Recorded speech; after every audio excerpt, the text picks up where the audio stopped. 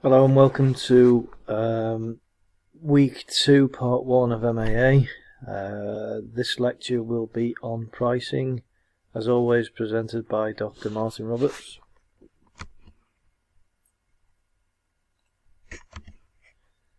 If you've been following my lectures closely, is that I promised to take you through the income statement, and the first place that we will look is sales. And what we're going to do is we're looking at how to set prices.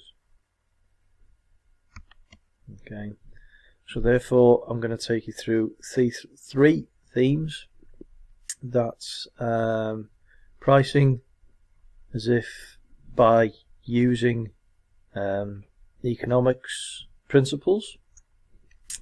Then I'll use target costing, which is very popular at the turn of the century.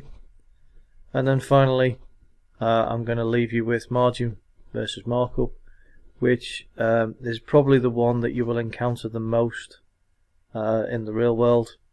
So I'm hoping that I've given you a very specific lecture on margin and markup. I'd love you to take that very seriously. It's incredibly simple from a maths point of view, but you do need to know it when you're out there commercially. Okay, so let's start with pricing using economics principles. There's a question that you need to do, and I'll take you through the answer of in the final series of these lectures. So for now, I'm just going to talk you through the general principles. And if you've done A-level or GCSE economics, then this next bit is going to be incredibly straightforward. So I'm going to take you through it as quickly as I can, because you will not be asked to price in the real world using these methods, but I think it's wise that you have it in your armory. Okay, so pricing. Alright, so I think you will have all seen this sort of scenario whereby there is, according to economists, there is a relationship between price and demand. The more demand there is, and potentially the scarcer it is that prices will increase.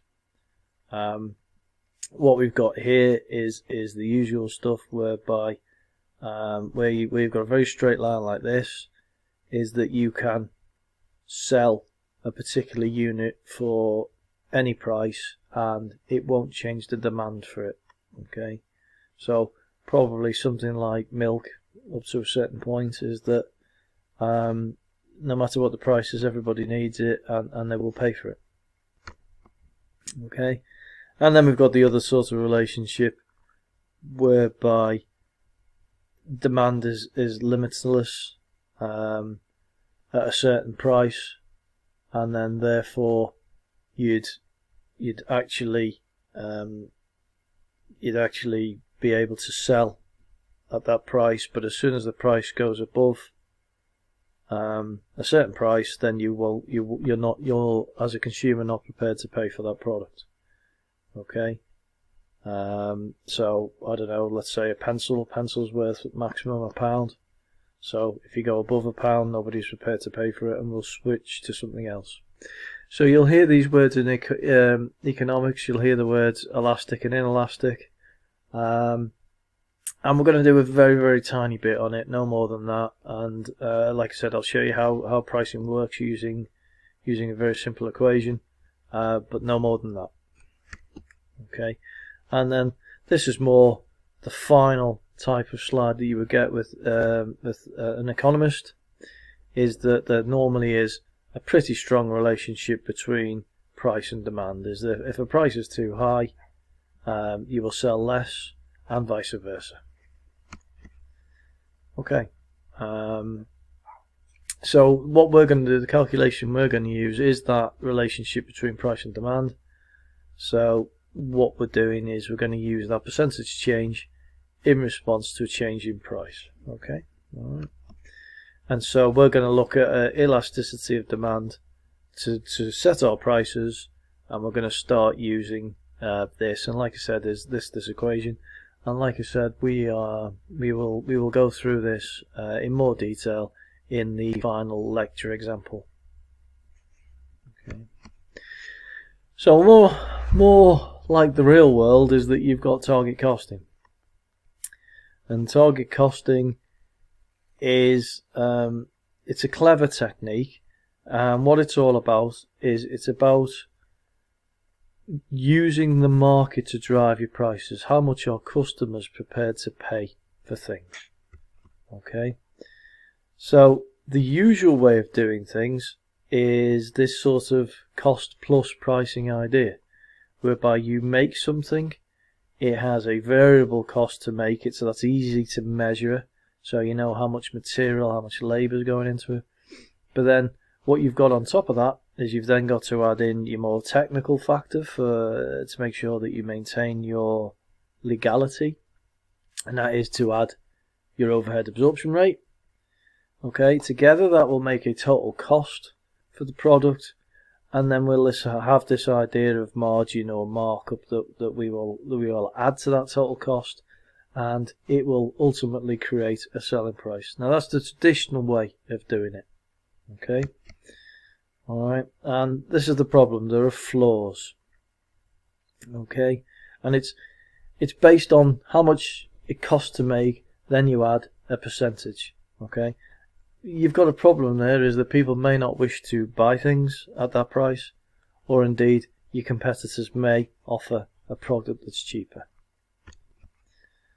Okay, so there we are, a target cost as by official SEMA terminology, which by the way you do not have to learn off by heart, don't spend your life doing that. But there you are, it's a product cost estimate derived by subtracting a desired profit margin from a competitive market price.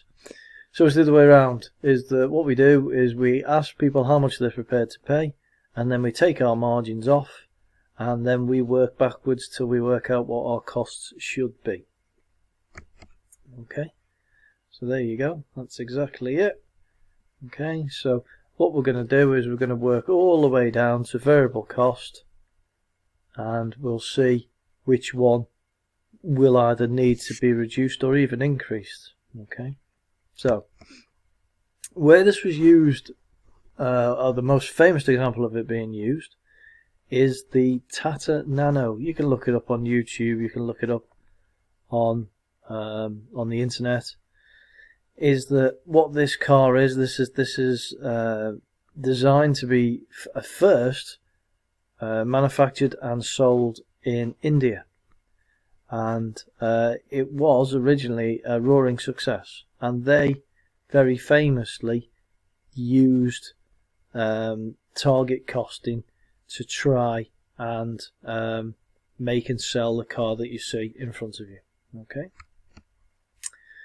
so the idea was that the car would sell for approximately £2,000 all in. Okay, and where they were going from is, as you can see there, is that there was someone who couldn't afford £5,000, which was the cheapest car at the time, or sorry, $5,000 at the time, and then were driving around their family on motorbikes for $1,000.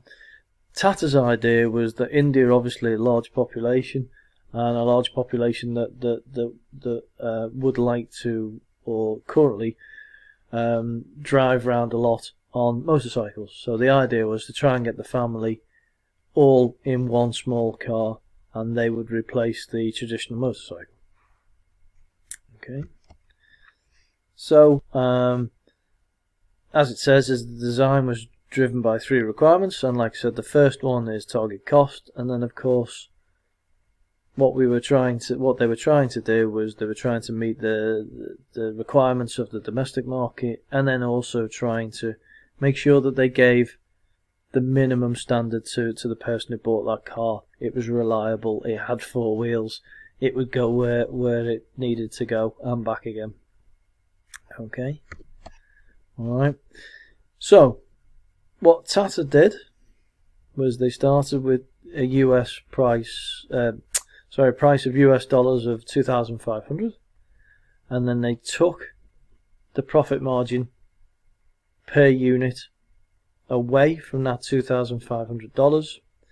Then they took the overhead absorption rate from that price, and then that became the target cost of the car. Okay, we're going to go through this in the lecture example. I have changed everything to British pounds just to make it more relevant for your good selves. Okay, yeah, we'll go through it, and you'll see how incredibly straightforward it is.